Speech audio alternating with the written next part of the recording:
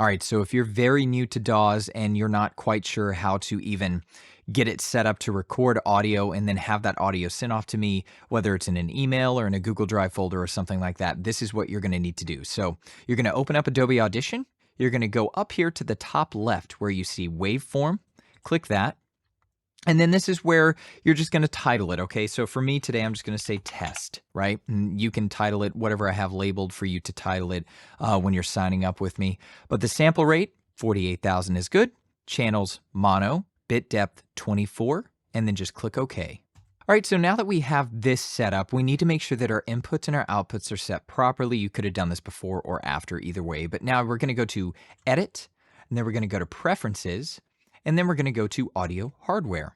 And now all you need to do is make sure that your default input and your default output is set properly, right? So if you're going to record audio to send to me and you have an audio interface that your microphone is plugged into, you're going to make sure your input is set to that audio interface. Now mine is already set, but I'm just going to double it here. Line, Universal Audio, Twin USB. That is my interface. So I would select that and select yes.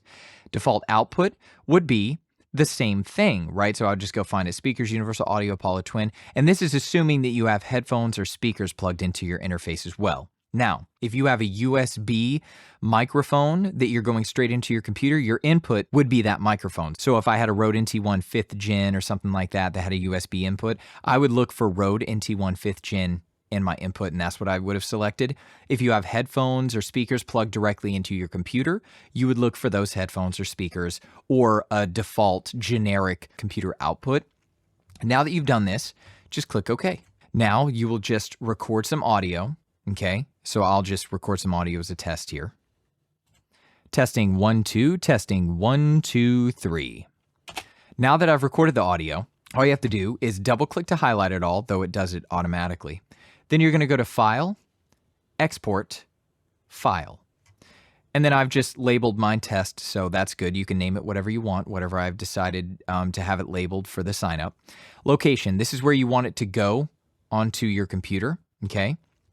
Format, and actually for me, I'm just going to have it go to my desktop. So desktop, cool. Format is a WAV file, okay? It could be WAV or it could be MP3. I like a WAV file because that is the biggest file you can give me. It's going to have the most information, so that's what I want. Sample type.